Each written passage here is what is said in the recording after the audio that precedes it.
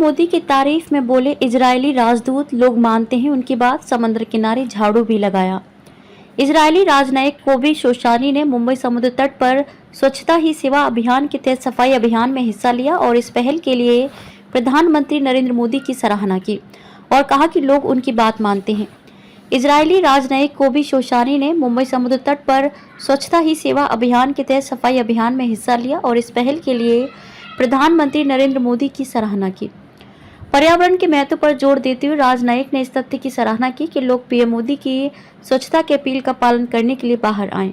मुंबई में इजराइल के महावाणिज्य दूत कोबी कोशानी ने कहा, मैं एक बहुत छोटे देश इजराइल से आ रहा हूं। हम जमीन से नहीं जुड़े हैं, हम समुद्र से जुड़े हुए हैं।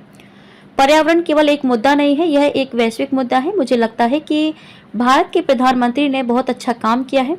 वह कुछ कहते हैं और हम उसका पालन करते हैं। इस सप्ताह समुद्र तटों को साफ करने का यह मेरा चौथा या पांचवा दिन है। यह बेहद महत्वपूर्ण है।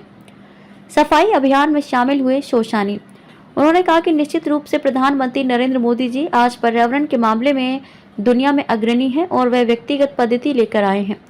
आप इन लोगों को देखते हैं, वे उनके अनुरोध का पालन कर रहे हैं और यह बेहद महत्वपूर्ण है। शोशानी ने सफाई में सक्रिय रूप से भाग लिया और झाड़ू से समुद्र तट की सफाई की और कूड़े को अपने हाथों से उठाकर कूड़ेदान में डाला। गांधी जयंती की पूर्व संध्या पर सफाई अभियान। स्वच्छ भारत की दिशा में सामूहिक कार्यवाही को प्रेरित करने के लिए महात्मा गांधी की जयंती की पूर्व संध्या पर रविवार को देश भर में स्वच्छता अभियान स्वच्छता ही सेवा चलाया गया। देश के विभिन्न हिस्सों में विभिन्न स्वच्छता अभियान चलाए गए और लोगों ने बड़ी संख्या में उनमें भाग लिया। पीएम मोदी ने खुद सोशल मीडिया सेंसेशन अंकित बयानपुरिया के साथ इस कैंपेन में हिस्सा लिया।